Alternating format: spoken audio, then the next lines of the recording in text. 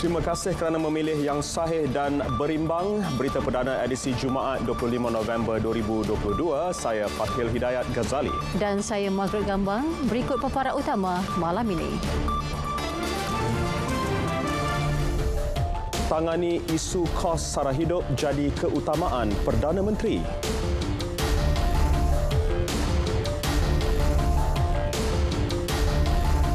Kerajaan perpaduan capai majoriti 2/3.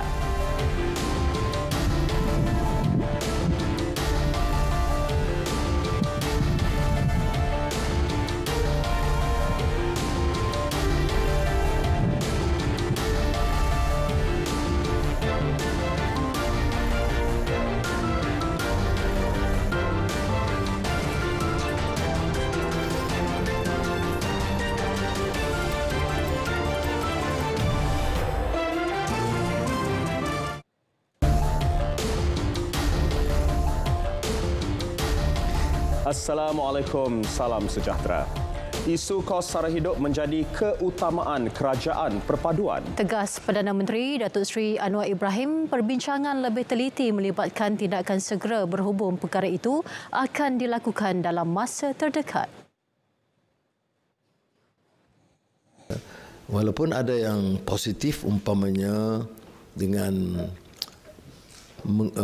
kekuatan ringgit sekarang dan juga soal bursa saham yang lebih positif menunjuk keyakinan kepada pentadbiran kerajaan sekarang. Tetapi saya masih merasa keutamaan itu harus terhadap kos sara hidup, harga barang yang mencekam dan menekan kehidupan rakyat. Jadi saya telah memohon supaya perbincangan lebih teliti dan tindakan segera untuk mengurangkan tekanan ini, dan saya akan adakan pertemuan segera dengan jabatan dan agensi berkenaan dalam masa terdekat. Perdana Menteri yakin kerajaan di bawah kepimpinan beliau akan dapat mengurangkan beban yang dialami rakyat ketika ini. Datuk Seri Anwar menyatakannya kepada media pada hari pertama memulakan tugas rasminya sebagai Perdana Menteri di Perdana Putra Putrajaya. Beliau tiba di bangunan Perdana Putra pada pukul 9.55 pagi disambut Ketua Setiausaha Negara Tan Sri Muhammad Zuki Ali.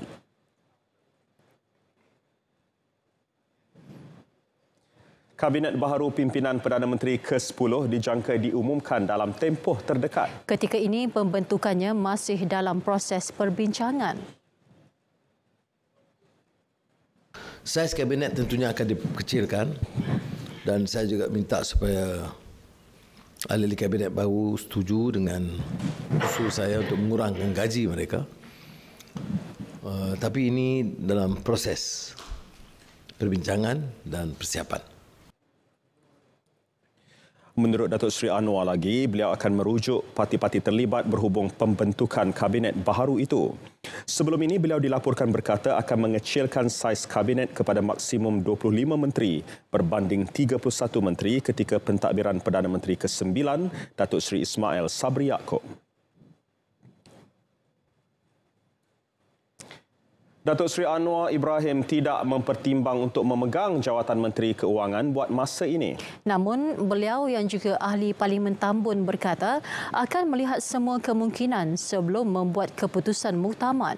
Datuk Seri Anwar sebelum ini pernah memegang portfolio Menteri Keuangan selama 8 tahun antara 1990 hingga 1998 di bawah kepimpinan Tun Dr. Mahathir Mohamad. Terdahulu beliau turut memaklumkan bercadang mengurangkan saiz kabinetnya selain sedang mendapatkan persetujuan daripada calon menteri untuk mengurangkan gaji mereka. Beliau berkata demikian selepas menunaikan solat Jumaat di Masjid Putra Putrajaya. Ketibaan Perdana Menteri pada pukul 1 tengah hari disambut oleh beberapa jawatan kuasa masjid dan jemaah di pintu masuk utama.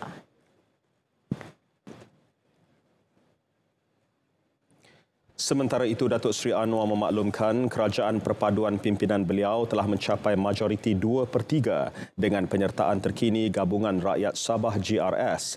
Perkara itu disahkan kepada beliau oleh Ketua Menteri Sabah, Datuk Seri Haji Jino, yang juga pengerusi GRS. Ini bermakna kekuatan induk kita yang diumumkan semalam termasuk GPS, Sarawak dan sekarang GRS, Sabah, yang menunjukkan bahawa kita hampir atau sudah mencecah kekuatan 2/3 ahli parlimen yang akan memperkukuh kestabilan politik negara dan boleh menumpukan perhatian dalam kerja-kerja kita untuk mengangkat martabat negara, mengukuhkan ekonomi dengan maksud untuk membela nasib rakyat. Perikatan Nasional PN tidak akan menyertai Kerajaan Persekutuan. Pengerusinya, Tan Sri Muhyiddin Yassin, mengucapkan terima kasih atas tawaran Perdana Menteri itu namun menyatakan pendirian bahawa PN akan kekal sebagai pembangkang. Keputusan itu dibuat atas dasar semangat untuk menyuburkan demokrasi. Dalam kenyataan, beliau memaklumkan PN akan memainkan peranan semak dan imbang dalam Parlimen Malaysia dengan Kerajaan Persekutuan diterajui Pakatan Harapan. Bergerak ke hadapan, PN akan meneruskan perjuangan demi kesejahteraan rakyat dan kemakmuran negara berpandukan prinsip prihatin, bersih dan stabil. Tan Sri Muhyiddin Yassin turut mengucapkan tahniah kepada Datuk Seri Anwar Ibrahim atas pelantikan beliau sebagai Perdana Menteri Malaysia ke-10. Barisan pemimpin parti dan ahli parlimen menyampaikan ucapan tahniah kepada Datuk Seri Anwar atas pelantikan sebagai Perdana Menteri baharu. Rata-rata mereka menyatakan kesediaan bersama membina masa depan negara lebih baik demi rakyat. Ketua Menteri Pulau Pinang Chow Kon Yeow percaya Datuk Seri Anwar mampu memantapkan lagi pentadbiran negara serta berupaya mendapat kepercayaan seluruh rakyat. Ketua Menteri Sabah Datuk Seri Haji Jinor yang juga pengerusi GRS turut menaruh keyakinan dengan pengalaman yang dimiliki Datuk Seri Anwar sekaligus mampu meningkatkan pertumbuhan ekonomi dan pembangunan negara. Dalam pada itu, PAS juga yakin Datuk Seri Anwar akan melaksanakan tanggungjawab dengan baik dan menghargai tawaran untuk menyertai kerajaan perpaduan. Pemimpin lain yang turut mengucapkan tahniah, Menteri Besar Selangor Datuk Seri Amiruddin Syari, Ketua Menteri Melaka Datuk Seri Sulaiman Mat Ali dan pengerusi DAP Lim Guan Eng. Selain ahli Parlimen Port Dickson Datuk Seri Aminuddin Harun, ahli Parlimen Seremban Anthony Locke, ahli Parlimen Muar Syed Saddiq Syed Abdul Rahman dan ahli Parlimen Bentong Iyung Sefura Osman.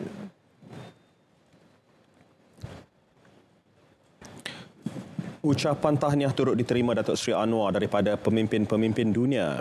Perdana Menteri Australia Anthony Albanese mengucapkan tahniah atas pelantikan beliau sebagai Perdana Menteri Malaysia ke-10. Menerusi ciapan Twitternya, beliau berharap dapat meneruskan persahabatan dan bekerjasama melalui ASEAN untuk manfaat bersama. Ucapan sama turut dizahirkan Perdana Menteri Pakistan Shahbaz Sharif. Menerusi ciapan di Twitter, beliau berharap hubungan persaudaraan yang terjalin sekian lama antara kedua-dua negara dapat dieratkan. Pemimpin asing lain yang mengucapkan tahniah, Perdana Menteri Jepun Fumio Kishida. Melalui surat ucapannya, Kishida menyatakan keazaman untuk mengukuhkan lagi hubungan dua hala dan menggalakkan kerjasama dalam pelbagai bidang ke arah merealisasikan Indo-Pasifik yang bebas dan terbuka. Hubungan diplomatik Malaysia dengan negara luar bakal membuka lembaran baharu dengan pelantikan Datuk Seri Anwar sebagai Perdana Menteri Malaysia ke-10. Pensyarah di Pusat Pengajian Sains Kemasyarakatan Universiti Sains Malaysia, Dr. Muhammad Febriansyah berpandangan hubungan positif itu bakal berada pada tahap yang baik pada masa akan datang. Memang apa saja manifesto yang baik untuk rakyat itu boleh dilaksanakan pada kehadapan, dan kita tengok sampai hari inilah, paling tidak selepas hasil pilihan raya diumumkan, memang walaupun ada sedikit ketidakpastian, tetapi sentimen rakyat atau juga dunia antarabangsa itu agak positif, terutama selepas kepastian Anwar Ibrahim dilantik semalam.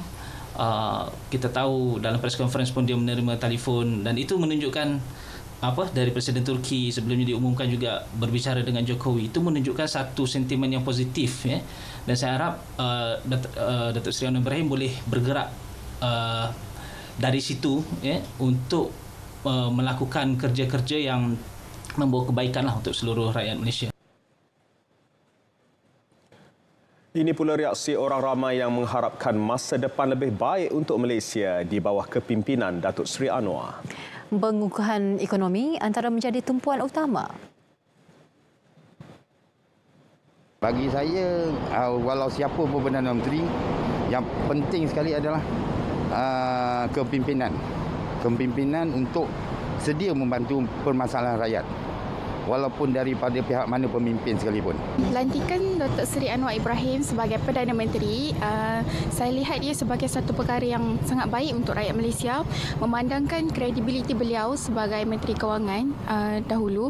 Jadi harapan saya dengan pemerintahan yang baru ini, semoga ia akan memberi manfaat kepada rakyat Malaysia khususnya, dan semoga ekonomi kita sendiri pun akan makin bertambah baik. Semoga Perdana Menteri kali ini dapat melunaskan manifesto yang telah dijanjikan dan mengharapkan Malaysia jadi lebih baik. Football unites the world. Now paixão and peace. And enjoy. El fútbol une a todos.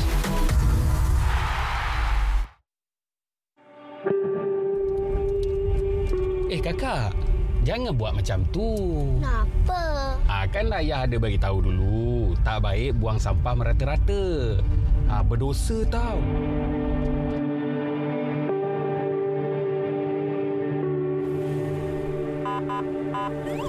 Kena dah. Saman ni. Tuan. Apa bagi, Cik? Minta IC, Cik? Boleh. Kesalahan lampu merah, Cik. Tuan, Tuan, kau timah sikit, Tuan. Ayah, janganlah macam tu. Itu kan rasuah. Berdosa tau. Betul apa yang nak Cik cakap. Jangan lama macam tu, Cik. Ni saman. Maaf, Cik. Hati-hati madu, Cik.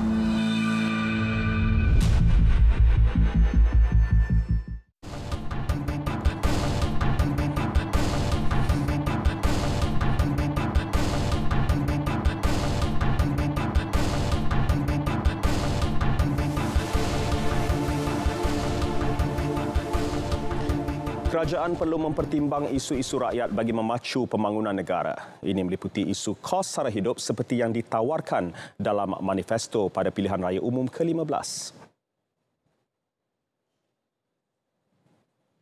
Datuk Seri Anwar Ibrahim mempunyai tanggungjawab yang amat berat seperti mana telah dirangka di dalam manifesto Pakatan Harapan sebelum ini.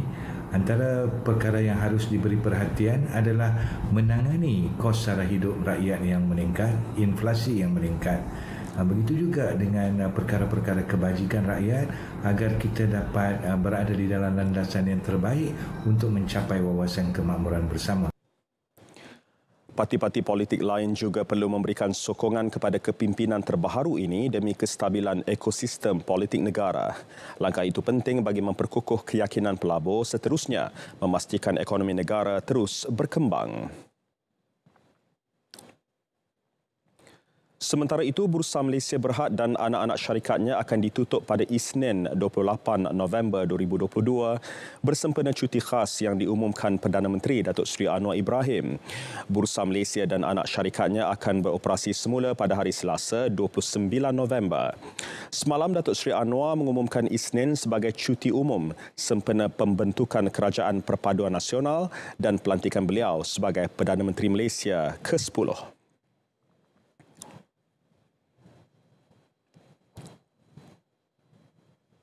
Sekarang telah masuk waktu solat Fardhu Isyak bagi wilayah Persekutuan Kuala Lumpur dan kawasan-kawasan yang sama waktu dengannya. Selamat menunaikan solat Fardhu Isyak.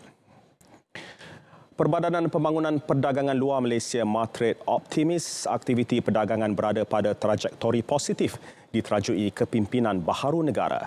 Ketua Pegawai Eksekutifnya, Datuk Muhammad Mustafa Abdul Aziz berharap lebih banyak inisiatif dilaksana bagi meningkatkan daya saing global perusahaan mikro, kecil dan sederhana PMKS tempatan.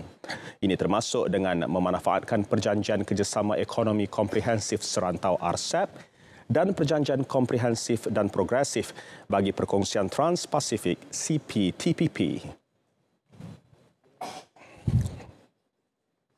Saya yakin di bawah kepimpinan Yang Berhormat Perdana Menteri, seperti yang saya nyatakan, dasar-dasar ini akan diteruskan. Malah kita akan tingkatkan lagi usaha kita. Kita akan engage, libat urus di antara matrik dan juga pihak swasta. Macam kita buat baru ni, kita tandatangani kolaborasi dengan strategic partnership dengan DHL untuk kita menerokai pelan-pelan dan mendidik, to educate kita punya exporters. Beliau ditemui pada majlis pemeteraian kerjasama agensi tersebut dengan syarikat logistik DHL Express bagi program bimbingan Trade and Grow Beyond Borders di ibu negara. Kadar inflasi Malaysia pada Oktober tahun ini menurun kepada 4% berbanding 4.5% pada September lalu. Ketua Perangkawan Malaysia Datuk Seri Dr. Muhammad Uzair Mahidin berkata, peningkatan sederhana itu disumbangkan peningkatan kumpulan perumahan, air, elektrik, gas dan bahan api lain yang telah mereda kepada 1.5% berbanding 4% pada September 2022. Peningkatan agak perlahan ini kerana ketiadaan pengaruh kesan asas susulan penamatan diskaun elektrik di bawah pakej perlindungan rakyat dan pemulihan ekonomi pemulih yang bermula Julai hingga September 2021. Inflasi bagi kumpulan pendapatan di bawah RM3,000 meningkat 3.9% daripada 124.3 pada Oktober 2021 kepada 129.1 pada Oktober 2022. Sementara itu, kadar inflasi zon euro juga terus memecah rekod tertinggi semenjak ia ditubuhkan dan melonjak kepada 10.7% pada Oktober 2022 daripada 9.9% pada bulan sebelumnya.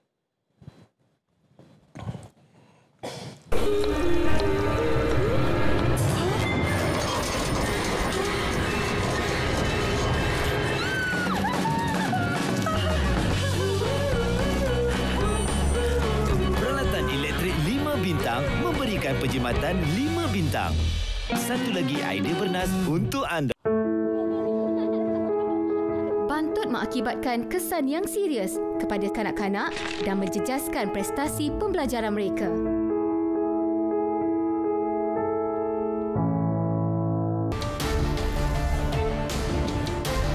Anda masih bersama Berita Perdana. Kempen PRU ke-15 Dewan Negeri Tioman, pembangunan, peluang pekerjaan dan perbanyakkan sektor industri pelancongan. Itu antara harapan pengundi muda yang mahu perubahan besar di kawasan terbabit untuk tempoh 5 tahun akan datang. Kita lebih banyakkan lagi pembangunan macam mungkin sektor kilang ke ataupun macam tu untuk lebih ramaikan lagi pekerja lah. Jadi tak perlu ada orang bekerja jauh, contoh pergi di bandar-bandar besar macam Kuala Lumpur ataupun mungkin sini di Pahang, Kuantan semua. Harapan saya yang calon yang pemenang tu dapat membangunkan lagi lah pembangunan kat Rompin ni lah. Semoga sebab supaya pelancong boleh datang lagi ramai kat sini, pembangunan sini boleh lagi ramai orang datang, lebih tahu kat sini adanya pantai yang cantik kan, adanya untuk ada tarikan yang lebih menarik kat sini. Kan Don Tioman atau Rompin ni sendiri, dia sebenarnya kalau betul-betul ada pemimpin yang betul-betul memperjuangkan kawasan yang dia takbir tu, Rompin di sini pun boleh jadi tempat pelancongan yang lebih maju sebenarnya. Dewan Negeri Tioman mempunyai seramai 28,465 pemilih yang terdiri daripada 28,200 pengundi biasa, 262 polis dan 3 pengundi tidak hadir luar negara. Sementara itu, calon yang bertanding untuk Don Tioman pastinya berdepan cabaran kerana memerlukan kekuatan fizikal dan mental. Ini kerana calon terpaksa mengharungi tempoh kempen hampir 1 bulan selepas calon daripada Parti Perikatan Nasional PN meninggal dunia awal pagi hari pengundian. Bagi calon BN Datuk Seri Muhammad Johari Husin, beliau menganggap ia asam garam bertanding sebagai wakil rakyat meskipun situasi berkenaan pertama kali dialami beliau. Walaupun penat berkempen sejak 5 November lagi, tanggungjawab perlu digalas untuk mempertahan kerusi DUN yang disandangnya selama 3 penggal itu.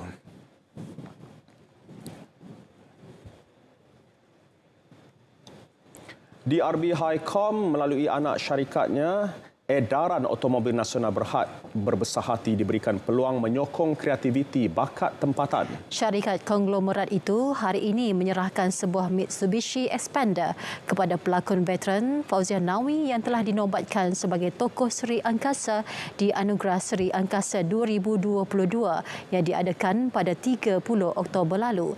Ia sebagai usaha syarikat dalam memainkan peranan membantu legenda industri seni tanah air, terutamanya apabila kereta yang dimiliki beliau terbakar kira-kira 4 tahun lalu dan tidak berkemampuan untuk membeli kereta baharu. Ketua Bahagian Komunikasi Strategi. Kita harap ibu yang selama ini tidak ada kereta dah dekat 7 tahun tak silap saya dapat menjalanilah, dia masih aktif dalam teater, masih aktif dalam lakonan, dapat memudahkan beliau menjalankan tugas-tugas beliau. Yang kita diberitahu oleh penganjur waktu itu adalah sebuah kereta yang MPV lah, MPV yang sesuai. Jadi bila kita fikirkan balik, Expander ni adalah sebuah kereta yang popular, mendahului segmennya dalam dari segi jualan, dan kereta yang efisien dari segi penggunaan minyak, dan juga mereka bentuk dia pun menarik. Jadi kita memutuskan untuk memberi Mitsubishi Expander lah. Bila Allah mengabulkan doa saya yang saya nak satu kereta, saya dah tak ada personal car. Jadi pada saya bersyukur, terima kasih DRB Highcom. Diharap anugerah ini akan menjadi satu pemangkin untuk semua yang sebaya saya jangan putus asa. Jika sampai masa untuk kita menerima penganugerahan dan kita berhak menerimanya, kita pasti menerimanya, insya-Allah. Kunci kenderaan tersebut diserahkan oleh Ketua Komunikasi Strategik DRB Highcom Mahmud Razak Bahman dan Ketua Pengedaran Otomotif DRB Highcom Berhad Akbar Daniel kepada pelakon veteran Fauziah Nawi dalam sebuah majlis ringkas di cawangan Aeon Automat Jalan Ampang petang tadi.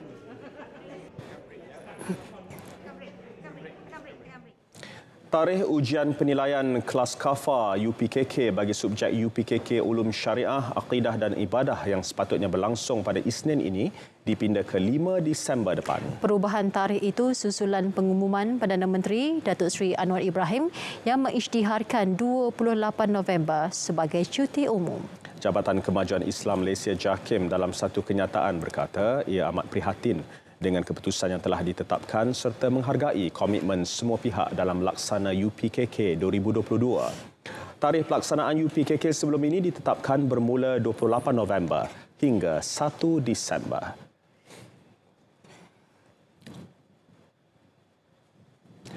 Lembaga Tabung Haji menganjurkan kursus asas haji 1444 Hijrah bagi bakal haji di 201 buah masjid seluruh negara bermula hari ini sehingga 17 Februari tahun depan. TH menerusi kenyataan memaklumkan 13 siri kursus itu akan dijalankan di seluruh negara secara berperingkat di masjid terpilih. Keutamaan akan diberikan kepada bakal jemaah haji yang tersenarai menunaikan ibadat pada 2023. Juga bagi mereka yang tidak dapat mengikutinya sebelum ini disebabkan penangguhan ibadat haji selama 2 tahun akibat COVID-19. Kursus asas haji akan diadakan pada setiap hujung minggu bermula bulan Rabiul Akhir dan merupakan kursus haji peringkat pertama yang perlu diikuti oleh bakal jemaah haji. Mereka yang berminat hanya perlu mendaftar di masjid-masjid terlibat dan jadual kursus boleh disemak di laman web rasmi TH seperti tertera.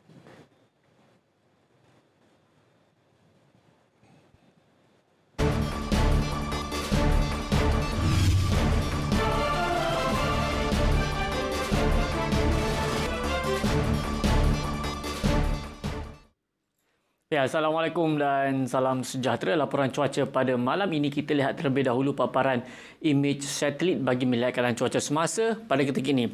Berdasarkan paparan imej satelit jelas menunjukkan pada ketika ini masih lagi terdapat banyak kelompok awan aktif yang meliputi negara kita, terutamanya di bahagian utara Semenanjung Malaysia dan juga di bahagian pantai barat di negeri Sarawak yang menunjukkan keadaan cuaca lembap. Pada ketika ini, hujan berserta debu petir di 1-2 tempat kini masih lagi berlaku melibatkan di negeri Perlis, Kedah, Perak, begitu juga di negeri Kelantan yang kita jangkakan ianya akan beransur reda menjelang ke lewat malam nanti. Bagi di negeri lain di Semenanjung Malaysia seperti di Kelantan, di Pahang, Selangor dan juga di utara di negeri Johor. Buat masa kini dalam keadaan yang agak mendung, tiada hujan yang berlaku. Begitu juga di bahagian barat di negeri Sarawak, buat masa kini dalam keadaan yang agak mendung tetapi masih lagi terdapat hujan di 1-2 tempat melibatkan di bahagian barat iaitu di bahagian Kuching, Serian dan juga di bahagian Samarahan. Di negeri Sabah, buat masa kini alhamdulillah tiada hujan yang berlaku pada ketika ini. Dan menjelang ke esok pagi, kita masih lagi menjangkakan keadaan cuaca lembap boleh berlaku di sekitar pesisir pantai di negeri Pantai Barat sehingga ke utara, yang mana kita menjangkakan hujan akan lebih tertumpu di pesisir pantai di negeri Perlis, Kedah, Pulau Pinang, Perak sehingga ke di negeri Selangor. InsyaAllah di negeri Melaka, Negeri Sembilan dan juga Johor kita jangkakan keadaan cuaca yang agak mendung dan juga agak berangin. Begitu juga di pesisir pantai melibatkan Pantai Timur di negeri Kelantan, Terengganu dan juga Pahang kita masih lagi menjangkakan keadaan hujan di 1 tempat akan tertumpu di sekitar pesisir pantai. Di negeri Sabah insyaAllah pada esok pagi tiada hujan akan berlaku. Begitu juga di kebanyakan bahagian di negeri Sarawak. Di bahagian barat di negeri Sarawak kita masih lagi menjangkakan hujan di 1-2 tempat akan berlaku di sekitar Kuching, Serian, Samarahan, begitu juga Sibu, Betong dan juga di bahagian Sarikeh. Dan kita jangkakan hujan yang berlaku di negeri Sarawak ini akan bermula dalam pukul 4 ataupun 5 pagi pada esok pagi dan ianya akan beransur reda pada pukul 6 ataupun pukul 7 pagi besok dalam jangkaan yang tempoh yang pendek. Dan bagi anda untuk mendapatkan informasi yang lebih terkini, anda boleh layari laman sesawang kami di www.met.gov.my ataupun boleh muat turun aplikasi My Cuaca ataupun My Gempa, serta anda boleh layari Facebook, Instagram, Twitter dan juga YouTube kami. Baiklah, bisa kita lihat ramalan cuaca bagi bandar-bandar utama di seluruh Malaysia. Saya Wan Hafiz. Assalamualaikum dan salam sejahtera.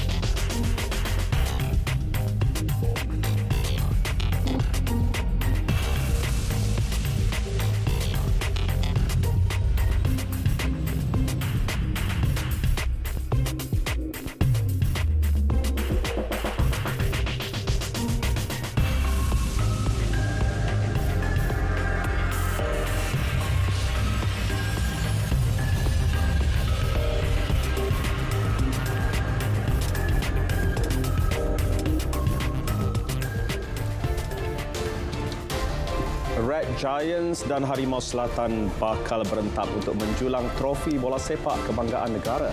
Ya, ada perincian lanjut bersama dengan Syarul Islam dalam edisi sukan. Silakan. Syai. Misi 34 Selangor, Travel JTT janjikan pertembungan epik. Brazil, Portugal lepasi halangan awal.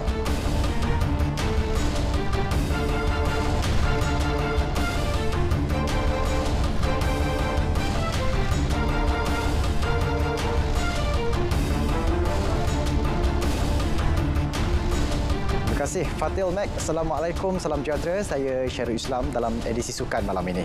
Menjelang aksi final Piala Malaysia 2022 esok, Ketua Jurulatih Johor Darul Takzim JDT, Hector Bidoglio, mahu anak-anak buahnya berwaspada dengan momentum kebangkitan dipamerkan Selangor FC pada Liga Malaysia musim ini yang juga memburu gelaran ke-34. Jelas Hector pengekalan prestasi optimum sesebuah pasukan bermula dari mentaliti pemain. Namun beliau optimis skuadnya mampu memberi aksi terbaik dalam perlawanan akhir esok. Tomamos esa responsabilidad, vamos a dejar todo dentro del campo de juego para que esas 4 copas este año puedan quedar en GDT. Selangor tiene muchas fortalezas, por algo llegó a la final, no se llega de casualidad. Es un equipo muy fuerte, que se defiende muy bien, que maneja muy bien las pelotas paradas. En una semifinal hizo 3 goles en un córner. Entonces es un equipo que tiene mucha fortaleza y nosotros tenemos que tener la nuestra y tratar de debilitar las de ellos. Bagi Kapten pasukan JDT Farizal Marlias, dia berharap trofi berkenaan akan kembali ke dakapan skuad Harimau Selatan sekaligus memadam kekecewaan musim lalu. So yang saya lihat apa yang positifnya pada pemain-pemain, sudah pasti mereka sangat bersemangat dan yang menggembirakan saya pemain-pemain tiada kecederaan dan juga pergantungan. So semua pemain bersedia untuk bermain pada besok. Juara Liga Super 9 kali berturut-turut itu pernah menjuarai Piala Malaysia pada edisi 2017 dan 2019 sebelum tumpas musim lalu ke atas KL City FC dalam aksi final.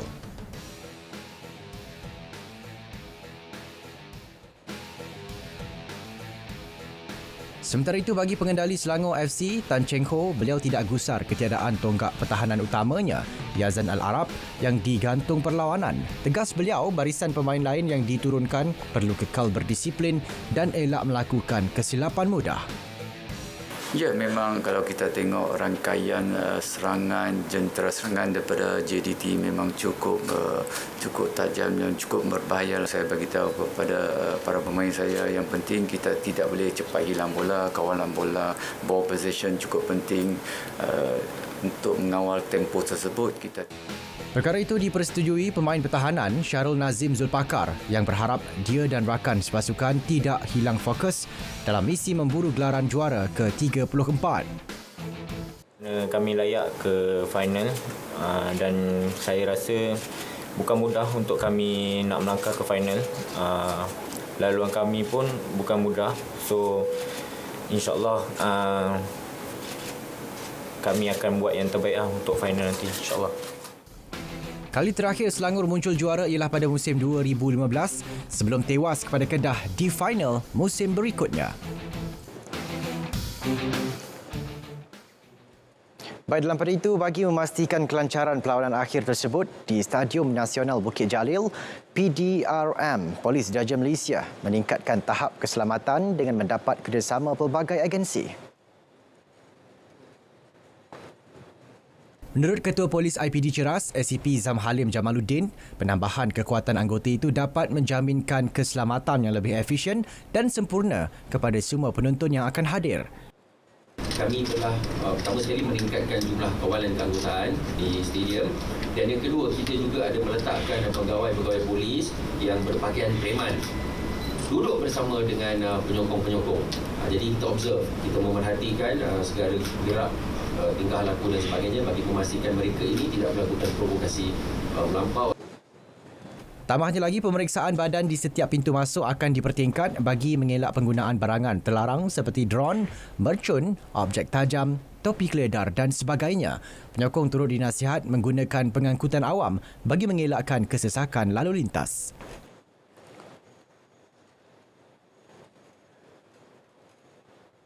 Bagi memudahkan pergerakan penyokong, Rapid KL selaku pengendali sistem rel transit bandar dan bas henti-henti akan melanjutkan waktu perkhidmatan di stesen LRT Bukit Jalil Sabtu ini sehingga pukul 1 pagi keesokannya.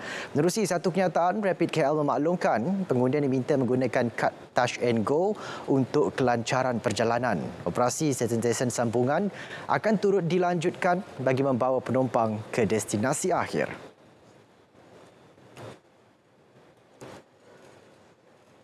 Dalam pada itu, Kerajaan Johor mengumumkan cuti peristiwa Ahad ini sempena perlawanan akhir Piala Malaysia Johor Darul Takzim JDT menentang Selangor FC esok.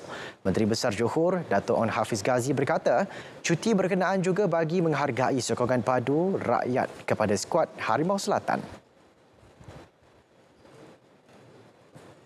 Sultan Johor Sultan Ibrahim Sultan Iskandar memberi perkenan untuk meraihkan pencapaian tersebut selain menyatakan Tunku Mahkota Johor Tunku Ismail Sultan Ibrahim menjadi inspirasi orang muda Johor dan sentiasa menyokong atlet-atlet negeri.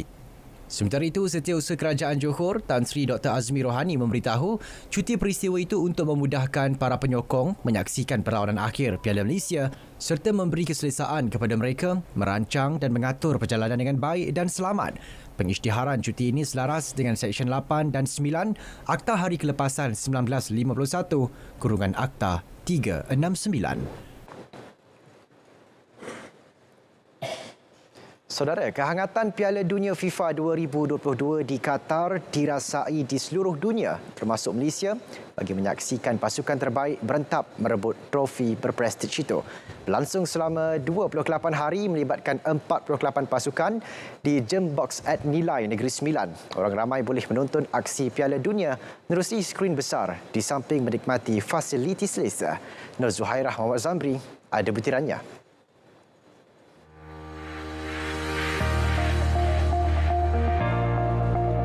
Perbezaan masa dan jadual perlawanan aksi Piala Dunia 2022 yang tidak jauh dengan Malaysia mendorong Gymbox at Nilai menyiarkan 64 perlawanan secara langsung. Menjadi tempat siaran langsung Piala Dunia terbesar di Negeri Sembilan, fasiliti seperti skrin gergasi, medan selera serta ruang yang luas memberi keselesaan kepada pengunjung.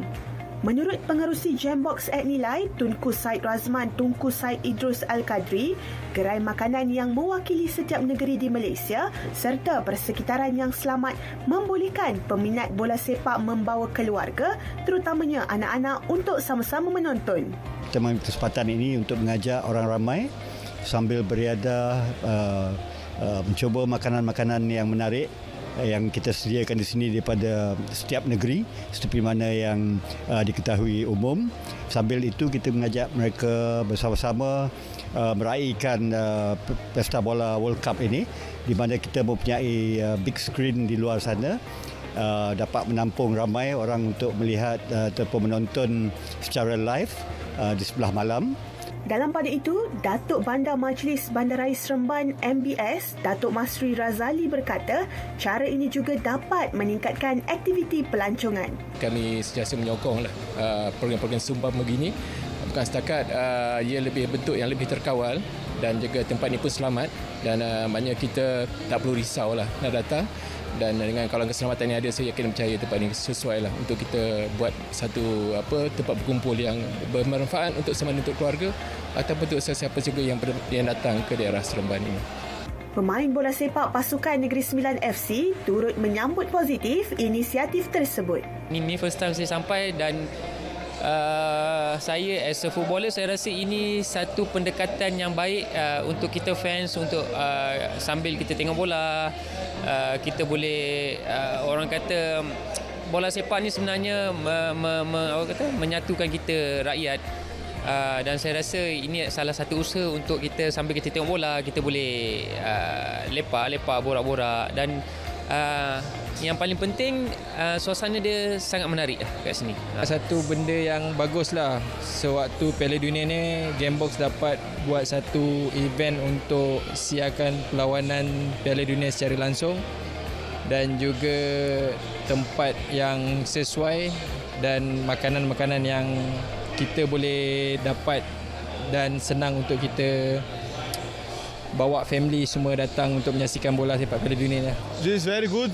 First time I come to here. I come to sometimes in Nilai, but I never come to here. This is very good, beautiful, no? New. This is atmosphere, World Cup atmosphere. This is good. I like. Sempena Piala Dunia FIFA 2022, Jambox @ Nilai menyediakan skrin besar untuk orang ramai menyaksikan perlawanan kegemaran mereka bersama rakan-rakan dan juga keluarga. Di sini juga disediakan pelbagai fasiliti untuk keselesaan pengunjung. Jadi mari beramai-ramai ke Jambox @ Nilai kerana bola sepak itu menyatukan. Saya sokong Brazil, anda pula bagaimana? Laporan Nur Zuhairah Muhammad Zamri, RTM. Baik, awal pagi tadi berlangsungnya pertemuan Brazil dan Serbia dalam saingan kumpulan G. Juara dunia 5 kali itu menepati ramalan melepasi halangan awal dengan mencatat kemenangan 2-0 di Stadium Lusail. Savic, Richarlison kemudian melakukan tindakan susulan sekaligus menjadi gol pertamanya di menerusi aksi akrobatik. Brazil kini mendahului kumpulannya. Haber pode ter certeza que o Neymar vai jogar a Copa. Tenho certeza absoluta disso. Ele vai jogar a Copa. Doktor pasukan Rodrigo Ledesma pula berkata pihaknya telah melakukan rawatan segera terhadap buku lali kanan pemain PSG itu dan memerlukan tempoh sehingga 2 hari untuk memantau keadaannya. Bom, boa noite a todos. O Neymar teve uma entorse no tornozelo direito. No lance visto na TV fica bem claro, foi um trauma direto, onde o joelho do jogador do time da Suécia fez um movimento ocasionando essa entorse. Ele apresentou um pouco de edema, de inchaço no tornozelo. Já iniciamos o tratamento imediatamente, ainda no banco. Ele seguiu em tratamento agora na fisioterapia e nós precisamos de aguardar 24, 48 horas para ter uma ideia mais clara sobre a situação do jogador. Brazil akan bertemu Switzerland pada perlawanan kedua kumpulan G pada 29 November ini. Menyaksikan Ronaldo kini pemain lelaki pertama yang berjaya meledak jaringan dalam 5 edisi Piala Dunia. Selain Ronaldo, gol-gol Portugal turut dijaringkan João Felix pada minit ke-78 dan Rafael Leo pada minit. Paparan itu tadi mengakhiri edisi Sukan 25 November 2022. Saya Syarul Islam. Assalamualaikum. Salam sukan untuk semua. Kekuatan yang sukar digugat lawan. Ibarat taufan kencang membadai lautan. Dengan semangat perjuangan, dua pasukan kini memburu satu penentuan dalam perlawanan akhir TM Piala Malaysia 2022. Sabtu, 26 November, Johor Darul Ta'zim bertemu Selangor FC 8 malam di saluran OK dan saluran Sukan RTM. Saksikan juga secara penstriman langsung di RTM Klik.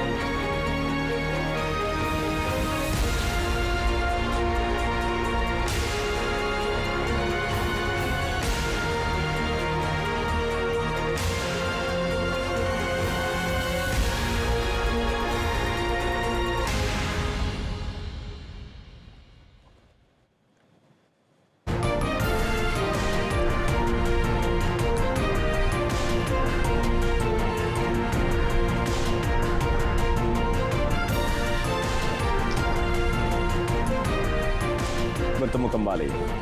Premis perniagaan di Beijing ditutup susulan China terus mencatat kes harian COVID-19 tertinggi. Juga Kesatuan Eropah gagal capai kesepakatan berhubung penetapan harga gas. Saksikan rangkuman berita luar negara.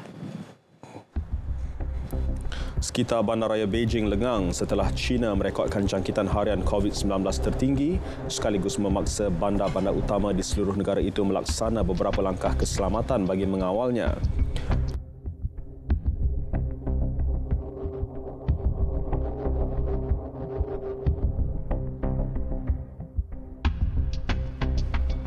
Seorang lelaki dilaporkan hilang semasa mendaki di kawasan Bukit Durian Batu 10 Paguh Muar kira-kira pukul 7 malam semalam.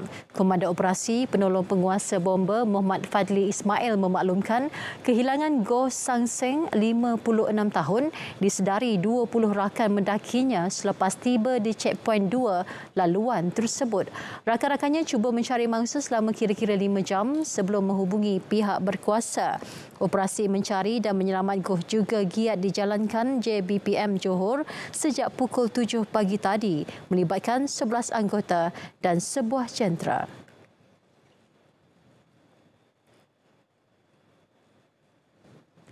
10 lelaki tempatan ditahan disyaki terlibat dengan kegiatan perjudian bola sepak sempena Piala Dunia Qatar 2022 menerusi Opsoga ke-9 di seluruh negeri bermula Isnin lalu. Ketua Polis Johor Datuk Kamarul Zaman Mamat berkata kesemua yang ditahan itu berumur antara 22 hingga 43 tahun juga dipercayai bertindak sebagai ejen buki pertaruhan. Nilai wang pertaruhan berjumlah hampir 1.06 juta ringgit. Kenyataan Datuk Kamarul Zaman Mamat memaklumkan kesemua suspek direman antara 2 hingga 4 hari mulai hari ini. Turut dirampas sejumlah wang tunai, telefon bimbit dan buku catatan pertaruhan. Kes disiasat di bawah Seksyen 6-1 Akta Pertaruhan 1953 dan Seksyen 4-1-D Akta Pertaruhan 1953.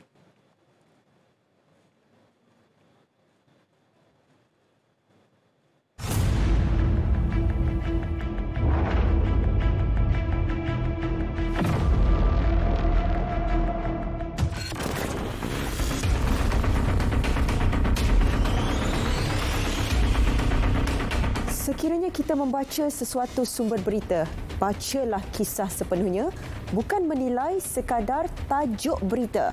Ia mungkin boleh mendorong kita membuat tafsiran yang salah dan juga pastikan sumbernya mempunyai reputasi yang baik dan ingat, kongsi fakta bukan kabar angin.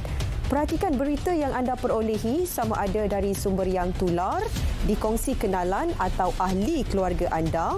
Selalunya, berita yang palsu atau sumber yang tidak sahih akan membuat kesilapan ejaan, reka letak yang janggal atau menggunakan pemilihan bahasa yang negatif serta beremosi. Semak sumber rasmi dan bandingkan maklumat yang anda perolehi.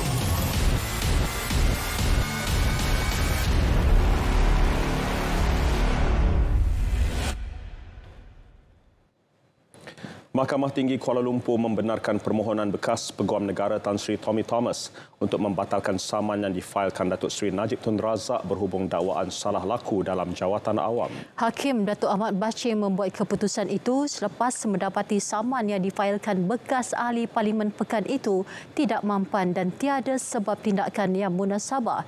Datuk Seri Najib juga diperintah membayar kos RM12,000 kepada Tan Sri Tommy Thomas. Menurut Hakim, Tan Sri Tommy ketika itu merupakan peguam negara yang menjalankan kuasanya dengan bebas berdasarkan perkara 145-3 Perlembagaan Persekutuan dan bukannya seorang peguam politik. Ini menunjukkan beliau mempunyai kuasa budi bicara yang luas untuk menjalankan kes pendakwaan. Malah tindakan undang-undang yang mencabar kuasa peguam negara juga tidak boleh dibicarakan di mahkamah dan peguam negara mempunyai imuniti daripada disaman. Pada 22 Oktober tahun lalu, Datuk Seri Najib memfailkan saman itu bagi menuntut ganti rugi RM1.9 juta kerana mendakwa Tan Sri Tommy dan kerajaan menyalahgunakan kuasa dengan mengemukakan pendakwaan terhadapnya dalam beberapa kes termasuk kesalahan penyelewengan dana 1MDB. Pemeriksaan imigresen secara pandu lalu di pintu masuk utama Terminal Feri Kenderaan Labuan akan dilaksana akhir bulan ini. Ketua Pegawai Eksekutif Perbadanan Labuan Rizwan Muhammad Ismail berkata, tujuannya melancarkan aliran trafik selain memudahkan urusan penumpang feri. Pihaknya bersama agensi berkaitan akan membuka kaunter imigresen di lokasi strategik di terminal berkenaan untuk memudahkan pemeriksaan dilakukan. Drive-thru ini untuk memudahkan kepada penumpang-penumpang yang mempunyai kenderaan bersama dengan keluarga atau rakan-rakan tidak perlu keluar lagi. Cuma dia keluar untuk membeli tiket, kemudian untuk cop bersama dengan IC hanya di dalam kereta saja untuk pemandu saja yang akan mengeluarkan dokumen-dokumen yang diperlukan. So ini insya-Allah akan lebih dapat melancarkan di samping untuk memberi kesedaran kepada pengguna-pengguna kita. Pengarah Jabatan Imigresen Labuan, Raymond Entalai, turut mengesahkan penguatkuasaan pemeriksaan imigresen secara pandu lalu tersebut.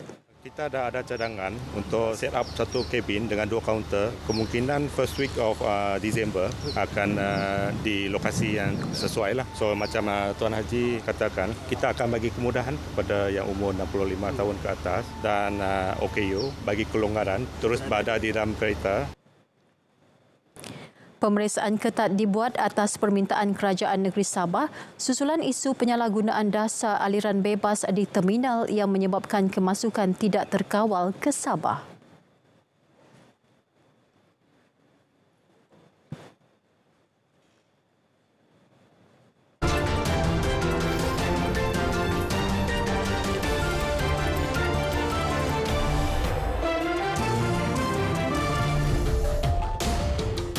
Ya, Mac, detik romantis pasangan ini bertukar cemas kerana api hampir menyambar mereka. Ya, kejadian berlaku ketika pesta Tanglong di Thailand. Saksikan dalam hashtag. Lamaran seorang lelaki yang diluahkan kepada teman wanitanya bertukar cemas apabila hampir dijilat api angkara Tanglong. Ketika kejadian, 2 Tanglong yang gagal untuk terbang melanggar wanita berkenaan, manakala satu lagi tersasar. Dia bagaimanapun bernasib baik kerana badan dan pakaiannya tidak terbakar. Video lamaran pasangan tersebut tular selepas dimuat naik oleh wanita berkenaan di akaun Twitter.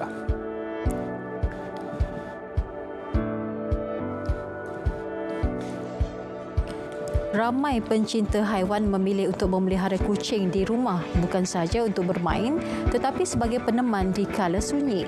Namun, tular sebuah video di laman Twitter baru-baru ini, seekor kucing dilihat membuang air kecil di mangkuk tandas. Apa yang lebih menarik perhatian, kucing tersebut kemudian dilihat terus memanjat ke atas dan menarik pam dengan sendiri. Rata-rata netizen memuji kepintaran si comel itu. 2 adik-beradik lelaki dari Denmark mencipta rekod dunia Guinness apabila berjaya mengumpul koleksi lebih 32,000 kad Pokemon baru-baru ini.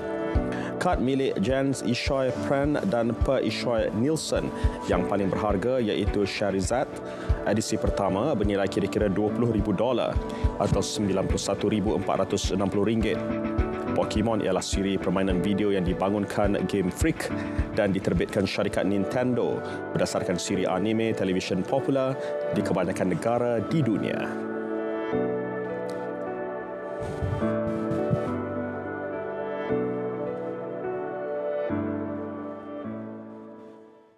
Ya, cerita kad Pokemon itu menutup paparan berita perdana edisi Jumaat 25 November. Dapatkan perkembangan sahih sepanjang masa melalui portal berita.rtm.gov.my. Semestinya yang sahih di RTM. Kami akhiri dengan Assalamualaikum. Salam hormat dan jumpa lagi.